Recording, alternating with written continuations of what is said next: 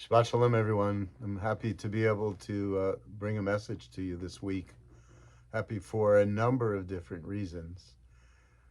In the Torah reading that we're doing, there's a consideration about place, about makom. And it's a very beautiful little teaching about God being found in every place. And it seems to come from a earlier consideration in biblical times, pre-biblical times, that God was in a particular place and that different tribes had their own gods who were in their place. And we evolved beyond that to go to this idea that God is every place and God is in us and around us and throughout this great universe of ours.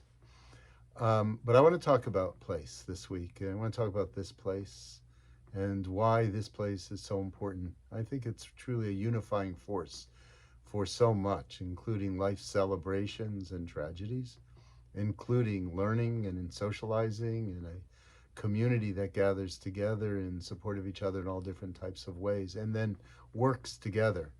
By virtue of having this community, we become a force beyond ourselves. So this past month we called Mitzvah Month, and led by Summer Fairman and the TLC program and its support from the Maryland Ron Gallatin Hot program, we're involved in mitzvah projects every day of the month, from 1 a day to 5 a day. Over 4,700 people were engaged as volunteers, and we had over 1,000 new people join up with us. That's the kind of force that we have become in the community. And we're noted for that, but more than noted for that, the projects themselves bring great relief to the recipients, and the projects themselves also give a sense of accomplishment to all of those who are involved. This past few weeks, we've heard from two of the most important diplomats in the recent period in human history, specifically as it has to do with Israel.